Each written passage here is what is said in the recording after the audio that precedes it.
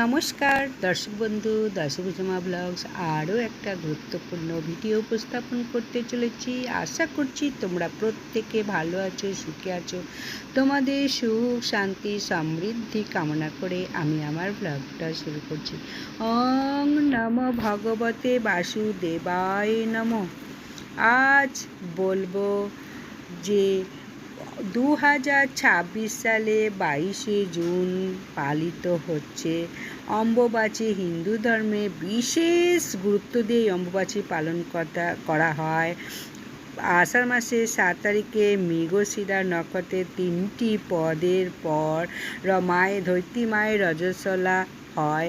আষাঢ় মাসে মৃগশিরা 4র্থ পদে ঋতুমতী হন ধরিত্রী মা। এই ঋতুমতির পরই ধরিত্রী মা যেমন সুফলা হয়ে ওঠে, নারীরাও ঠিক সেইভাবে প্রজনন হয়। ভারতে একাধিক স্থানে এই অম্বুবাচী রজস্বলা নামেও পরিচিত। বাংলায় তো একটা কথা আছে, কিসের বার কিসের তিথি, আষাঢ়ের 7 তারিখ অম্বুবাচী। কোনো নিয়ম নেই, প্রতি বছরই এই সময় অম্বুবাচী পালন করতেই হবে। হিন্দু শাস্ত্র বেদে পৃথিবীকে মা বলা হয়েছে। পৌরাণিক যুগেও পৃথিবী থেকে মা সম্বোধন করা হয়। আষাঢ় মাসের মৃগশিরা নক্ষত্রে মা ধরিত্রী মাতা ঋতুমতী হন। পূর্ণবয়স্ক ঋতুমতী মায়েরাই সন্তান ধারণের সক্ষম হন। তাই অম্বুবাচীর সময় ধরিত্রী মা শস্য শ্যামলা হয়ে ওঠেন। তাই অম্বুবাচী চলাকালীন আজ বলবো কিছুতেই এই 7টি জিনিস কাউকে দান করবে না। হিন্দু শাস্ত্রে বলা হয় দানে ধন বৃদ্ধি হয়, কিন্তু এমন কিছু জিনিস আছে গৃহ থেকে দান করলে পূর্ণ জায়গায় চরম অমঙ্গল, দুঃখ, দারিদ্র, কষ্ট নেমে আসতে পারে। সেই সময় হলো অম্বুবাচী। 2026 সালে 22শে জুন থেকে শুরু হবে, চলবে 26শে জুন শুক্রবার পর্যন্ত। এই অম্বুবাচী চলাকালীন বাড়িতে ভুলেও এই 7টি জিনিস কাউকে দান করবে না। শাস্ত্র মতে এই সময় গৃহে যে কোনো এই জিনিসগুলো দেওয়া সম্পূর্ণ নিষিদ্ধ, কারণ ধরিত্রী মাতা এই সময় রজস্বলা থাকে। তাই বিশেষভাবে সতর্ক থাকা উচিত। এই জিনিসগুলো কি, অম্বুবাচীর সময় ভুলেও যদি দান করেন তাহলে অমঙ্গল, দুঃখ দুর্দশা লেগে থাকবে। মা লক্ষ্মী চির বিদায় নেবে। পরিবারে অর্থহানি, দুঃখ, কষ্ট সমস্ত কিছু দেখা দিতে পারে। তাই ভিডিওটা সবসময় বলবো শেষ পর্যন্ত দেখো এবং ভক্তি সহকারে শ্রবণ করো। তাই বিশেষ করে কোন জিনিসগুলো দান করা উচিত না, যেগুলো দান করলে পরিবারে দারিদ্রতা লেগেই থাকবে, দুঃখ কষ্ট লেগেই থাকবে, সেই জিনিসগুলো অবশ্যই আবারও বলবো ভালো করে ভক্তি সহকারে, শ্রদ্ধার সহকারে দেখো। আর যদি ভালো লাগে কমেন্টে লেখো জয় কামাখ্যার জয়, এই কথাটা লিখবে। বাংলায় তো প্রবাদ বাক্য আছেই, কিসের বার কিসের তিথি, বা আষাঢ় মাসের 7 তারিখ হচ্ছে অম্বুবাচী। আসামের কামাখ্যায় এই বহু সাধু সন্ন্যাসী এই সময় ভিড় করে, সেখানে তন্ত্র সাধনা চলে। বহুদিন ধরে এই তন্ত্র সাধনা চলে। অম্বুবাচীতে কোনো গাছ তোলা হয় না, লাঙল দেওয়া হয় না, মাটি খোঁড়া হয় না, করলে পরে ধরিত্রী মাকে কষ্ট দেওয়া হয়। এই বিশ্বাসের সঙ্গে বহু আচার অনুষ্ঠান জড়িয়ে রয়েছে। সন্ন্যাসী এবং বৈধব্য মানুষরাই এই 3 দিন বিশেষভাবে পালন করতে হয়। এই কয়েকদিনে শুভ কাজও নিষিদ্ধ থাকে। অম্বুবাচী চলাকালীন কৃষিকাজও বন্ধ থাকে। 3 দিন পর অম্বুবাচী শেষ হলে মাঙ্গলিক বা কোনো শুভ কাজ করা হয় বা শুরু হয়। 7ই আষাঢ় থেকে 11ই আষাঢ় পর্যন্ত গ্রাম বাংলায় মহিলারা নানান রকম বিধিনিষেধ পালন করে। কৃষিতে হাল ধরা নিষিদ্ধ, অন্নপ্রাশন এবং মাঙ্গলিক কাজ, শুভ কাজ বন্ধ থাকে। মাটি বা ধরিত্রী মা তখন ঋতুমতী থাকে, তখন তাকে বিশ্রাম দেওয়া হয়, এমনকি মন্দিরও বন্ধ থাকে। ধর্ম বিশ্বাস অনুযায়ী মাটি দেবী তখন তিনি ঋতুমতী হন, তাই তাকে বিশ্রাম দেওয়া হয়। শক্তিপীঠ, কামরূপ কামাখ্যা, তারাপীঠ, এইসব জায়গায় এই অনুষ্ঠান পালিত হয়। মা কামাখ্যা এখানে গর্ভগৃহ থেকে লাল রঙের তরল পদার্থ নির্গত হয়। ভক্তরা তাই বিশ্বাস করেন যে এটা দেবী রজস্বলা হয়েছে। ঠিক 3 দিনের পর দরজা খুলে যায় অটোমেটিক। তখন হাজার হাজার তীর্থযাত্রী এই মহোৎসবে যোগদান করে। সধবা মারাও এই 3 দিন ব্রত পালন করে না, কিন্তু বিধবাদের পালন করতেই হয়। অম্বুবাচীতে 3 দিন আগে রান্না সেইগুলো খেতে হয়, কারণ ধরিত্রী মা মানে অম্বুবাচীতে ঋতুমতী হন, তাই এই 3 দিন খাওয়া নিষেধ, রান্নাঘরে প্রবেশ করা নিষেধ, এবং পিঠে পায়েস এগুলো রান্না করা উচিত। অম্বুবাচীতে শুধুমাত্র প্রকৃতি চক্রে অপূর্ব এক উপাখ্যান আছে। অম্বুবাচীর সবচেয়ে আকর্ষণ রহস্য লুকিয়ে আছে আসামের 51 পীঠের মধ্যে অন্যতম পীঠ মায়ের যোনি এখানে পড়েছে, তাই সম্পূর্ণ বন্ধ থাকে, কোনো পুজো হয় না, ঘণ্টারও শব্দ বাজে না। এবং আশ্চর্যের ব্যাপার হলো এই সময় কামাখ্যা মন্দিরে পাশ দিয়ে বেয়ে যাওয়া জল, ব্রহ্মপুত্রের জলও নাকি লাল হয়ে যায়। একে বলা হচ্ছে ওখানকার সবাই ভক্তরা রজস্বলা হয়েছে বলেই মানে। তখন ভক্তদের প্রসাদ হিসাবে এখানে লাল রঙের রক্ত কাপড় দেওয়া হয়। এটাকে বিশেষ পবিত্র এবং সৌভাগ্যের প্রতীক বলে মনে করা হয় এই লাল কাপড়। 3 দিন অপেক্ষার পর যখন 4th দিন ব্রহ্মমুহূর্তে দরজা কপাট খুলে যায়, তখন ভক্তদের ঢল নামে। এক ঝলক মাতাকে দর্শনের জন্য, আশীর্বাদ পাওয়ার জন্য পবিত্র রক্ত বস্ত্র বা অম্বুবাচী বস্ত্র সবাই পাওয়ার জন্যে অধীর আগ্রহে বসে থাকে। দেবীর কৃপায় এই কাপড় যে কোনো শুভ কাজে নিয়ে গেলে সেই কাজ হবেই। এটা রক্ষা কবচ নামেও পালিত হয় বা এই কাপড় যদি ভক্তি ভরে নিজের গৃহে বা ঠাকুর ঘরে রাখে, তাহলে কোনো অমঙ্গল প্রবেশ করতে পারে না। তন্ত্র মন্ত্র সমস্ত অশুভ শক্তি বিনাশ করে। তাই এই লাল বস্ত্র অত্যন্ত শুভ সকল ভক্তদের জন্য। যারা ওই কামাখ্যা থেকে এই জিনিসটা সংগ্রহ করতে পারবে, পরিবারে মঙ্গল হবে, কোনো নেগেটিভ এনার্জি খারাপ কিচ্ছু প্রবেশ করতে পারবে না। এই অম্বুবাচী চলাকালীন কিন্তু এই 7টি জিনিস কাউকে বাড়ি থেকে দান করবে না, তাহলে গৃহে নেমে আসবে চরম অমঙ্গল, দুঃখ, দারিদ্র, কষ্ট। তাই ভালো করে শুনে নাও অম্বুবাচীতে কোন জিনিসগুলো ভুলেও দান করা উচিত নয়। প্রথমে বলবো, এই 3 দিনের মধ্যে চাল কাউকে দান করবে না। অন্ন বা চাল এই হচ্ছে অন্নপূর্ণার ভাণ্ডার। তাই অম্বুবাচী চলাকালীন গৃহে ভাড়ার থেকে চাল অন্ন দান করো, তাহলে মা অন্নপূর্ণাকে গৃহ থেকে বিদায় করার কথাই বলা হয়েছে। তাই অম্বুবাচী চলাকালীন মাথায় রাখো, অন্ন বা চাল দান করবে না, তাহলে সংসারের অর্থহানি ঘটতে পারে। এরপর বলবো, মাটিতে যেমন আঘাত করা মহাপাপ, এই 3 দিন নিজের বাড়ি থেকে মাটি কাউকে দেবে না, তাহলে ঘোর অমঙ্গল হবে। ধরিত্রী মাতাকে অসম্মান করা হবে। বাস্তু থেকে মাটি যদি দান করো, তাহলে গৃহে অমঙ্গল নেমে আসতে পারে। তাই নিজের বাড়ি থেকে মাটিতে বা টবের গাছ কাউকে দেবে না। এরপর বলবো আলতা সিঁদুর কাউকে দেবে না। নারী শক্তির মানে শ্রেষ্ঠ জিনিস হচ্ছে আলতা সিঁদুর। তাই কখনো এই অম্বুবাচী চলাকালীন কাউকে দেবে না। এটি স্বামীর আয়ু সংসারে মঙ্গলের জন্য কাউকে দান করলে অত্যন্ত অশুভ বলে মনে করা হয়। তাই মহিলারা বিশেষ করে এটা মাথায় রাখো। এরপরে বলবো ঝাঁটা বা ঝাড়ু, এটাও মা লক্ষ্মীর প্রতীক। তাই সনাতন ধর্মের সাক্ষাৎ প্রতীক বলে মানা হয়। তাই গৃহের সমস্ত অশুভ শক্তি দূর করে।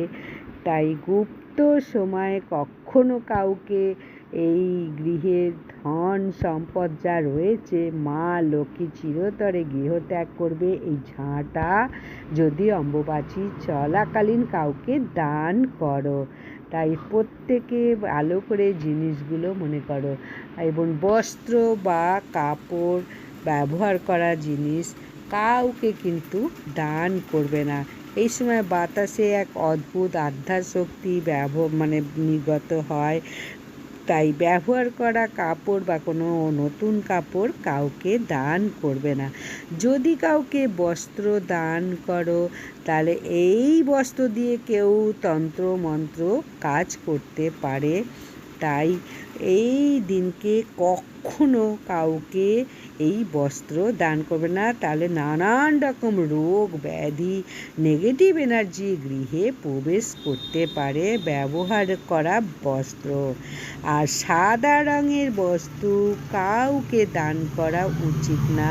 জ্যোতিষশাস্ত্রে বলা হচ্ছে চন্দ্রগ্রহণের সঙ্গে চন্দ্র আমাদের মানসিক শান্তি দেয়। অম্বুবাচী চলাকালীন সূর্যাস্তের পর দিনের বেলা কাউকে দুধ দই চুন বা সাদা চাল আতপ চাল কাউকে দান করবে না। খুব সতর্ক থাকতে হবে। সাদা রঙের দুধ দই বা আতপ চাল সাদা কাপড় কাউকে দেবে না। আর ধারালো জিনিস কখনো কাউকে অম্বুবাচী চলাকালীন ধারালো ছুরি কাঁচি দান করলে গৃহস্থের অশুভ শক্তি প্রভাব পড়ে, বাস্তুদোষ হয়। তাই অম্বুবাচী চলাকালীন ধারালো ছুরিগুলো কাঁচি কাউকে দেবে না। আর বলবো লবণ বা নুন পজিটিভ এনার্জি ধরে রাখতে সাহায্য করে। অম্বুবাচী চলাকালীন সূর্যাস্তের পর কাউকে ধার দেবে না বা দান করবে না। সনাতন ধর্মে অত্যন্ত অশুভ বলে মানা হয়। সংসারে আর্থিক অবনতি ঘটে। তাই অম্বুবাচী চলাকালীন লবণ ধার বা দান কখনো কাউকে করবে না। এরপরে বলবো শনিবার দিনকে সর্ষের তেল তো দান করবে না, কিনবে না, কিন্তু এটাও কাউকে অম্বুবাচী চলাকালীন দান করবে না। এটা শনিদেবের সঙ্গে যুক্ত। এটা দান করলে পরিবারের বাধা বিপত্তি দুর্ভাগ্য নেমে আসতে পারে যদি সর্ষের তেল দান করো অম্বুবাচী চলাকালীন। তাহলে কতকগুলি জিনিস বলে দিলাম। এই জিনিসগুলো কখনো কাউকে দান করবে না।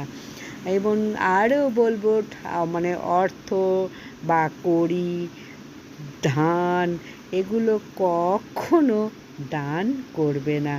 অম্বুবাচী চলাকালীন তো দেবদেবীকে অনেকে ঠাকুর ঘরে মুখ ঢেকে রাখে। তাই কখনো ঠাকুর ঘরের কড়িও মা লক্ষ্মীর স্বরূপা। তাই অম্বুবাচী চলাকালীন কখনো এগুলো বাড়ি থেকে দান করবে না। দান করলে এই অম্বুবাচী চলাকালীন পরিবারে দুঃখ দরিদ্রতা নেমেই আসবে এবং সারা জীবন কষ্ট পেতে হবে। এই অম্বুবাচী চলাকালীন 3 দিন খুব ভালোভাবে সতর্ক থাকতে হবে, তাহলে বাড়িতে অমঙ্গল লেগেই থাকবে। এবার অম্বুবাচী চলাকালীন কী কী দান করবে না তো বলে দিলাম। এবং অম্বুবাচীতে একটু শ্রবণ করো ব্রতের মাহাত্ম্য কী আছে, সেটাই একটু বলবো সবার শেষে। ব্রত মাহাত্ম্য শোনাও অত্যন্ত জরুরি, তাই ব্রত কথা সকলে মিলে একটু শোনো। প্রত্যেক উপবাসের পরই লুকিয়ে থাকে এক অপূর্ব লীলা কাহিনী এই ব্রত কথায়। এই সাথে জড়িয়ে আছে মা কামাখ্যা ধরিত্রী মাতার অলৌকিক ব্রতকথা, যা শ্রবণ করলে সমস্ত অমঙ্গল দূর হয়, সংসারে শ্রীবৃদ্ধি ঘটে। অম্বুবাচী পরম পবিত্র ব্রতকথা, যা যুগে যুগে ভক্তদের মনে যুগে যুগে ভক্তির সঞ্চার করে এসেছে। তাহলে মা কামাখ্যার শ্রীচরণে প্রণাম করে এই ব্রত কথাটা একটু শ্রবণ করো। ব্রত কথাটা শেষ পর্যন্ত শোনো, তাহলে ভক্তি সঞ্চার হবে। সৃষ্টির আদি লগ্নে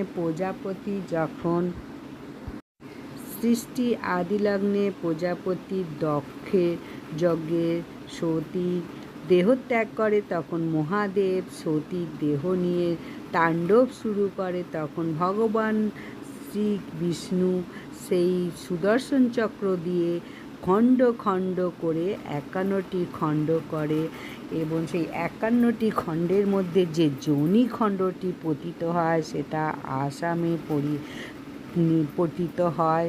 এটাই হচ্ছে মহা কামাখ্যা পীঠ বলা হয়। এই প্রতি বছর আষাঢ় মাসের 7 তারিখে মায়ের রজস্বালা হয়, এবং তার সাথে ধরিত্রী মাতাও 3 দিন বিশ্রাম নেয়। একে আমরা অম্বুবাচী বলি। অম্বুবাচী ব্রতকথার মূল কাহিনী, প্রাচীনকালে এক ধর্মপ্রাণ নারী বাস করতেন, তার নাম সুশীলা। তিনি ছিলেন পরম সতী এবং ঈশ্বর ভক্ত। স্বামী ছিলেন পেশায় কৃষক, অত্যন্ত অহংকারী এবং শাস্ত্র ধর্মে অবিশ্বাসী।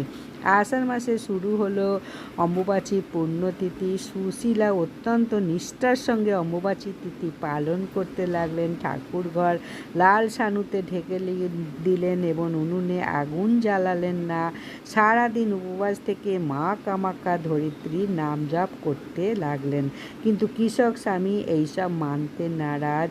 তিনি আবার বলে, মাটি কিভাবে ঋতুমতী হয় এসব মেয়েদের ভুল ধারণা। আমি আজকে মাঠে গিয়ে লাঙল দেবো, নালে বর্ষা জলে চাষে দেরি হয়ে যাবে। সুশীলা স্বামীর পা জড়িয়ে ধরে বললে, এমন সর্বনাশ করো না, আজ ধরিত্রী মাতা বিশ্রামে আছে। আজ মাটির বুকে লাঙল ফলা বাঁধিও না, মাকে আঘাত করো না, মা রুষ্ট হবে। কিন্তু অহংকারী স্বামী স্ত্রীর কথা কানে শুনল না। সে সোজা লাঙল নিয়ে মাঠে চলে গেল এবং বলদের গাড়ে জোয়াল চাপিয়ে দিয়ে মাটিতে লাঙলের ফলা চাপিয়ে দিল, এবং সেই মুহূর্তে এক ভয়ঙ্কর অলৌকিক ঘটনা ঘটল। লাঙলের ফলা বিদ্ধ হয়ে মাটি থেকে ফিঙ্কি দিয়ে রক্ত ঝরতে লাগলো। মনে হলো জীবন্ত মানুষের বুকে কেউ আঘাত করছে। হঠাৎ আকাশ কালো মেঘে ঢেকে গেল, বজ্রপাত ঘটতে লাগলো। তখন বলদ দুটো মাটিতে লুটিয়ে পড়ল। অহংকারী কৃষক ভয়ে পালাতে গিয়ে এক বিষধর সর্প ফনা তুলে তাকে দর্শন করলো। বিষের জ্বালায় নীল হয়ে মাটিতে লুটিয়ে পড়লো। এই ভয়ানক খবর পেয়ে সুশীলা দৌড়ে আসলো। স্বামীর এই অবস্থা থেকে কান্নায় ভেঙে পড়লেন। ধরিত্রী মাতাকে আঘাত করার ফলে এই মহাশাস্তি নেমে এসেছে। সুশীলা বুঝলেন। তখন পতিব্রতা নারী কাদামত্ত মাটিতে লুটিয়ে পড়ে 2 হাত জোর করে মা কামাখ্যা স্তুতি করতে লাগলেন। হে মা জগদম্বা, হে ধরিত্রী মাতা, আমার স্বামী অজ্ঞান, সে তোমার মহিমা বোঝেনি, তুমি তাকে ক্ষমা করে দাও মা। আমি যদি কায় মনোবাক্যে তোমার ব্রত পূজা পাঠ করে থাকে, তবে তুমি আমার প্রাণের স্বামীর প্রাণ ফিরিয়ে দাও।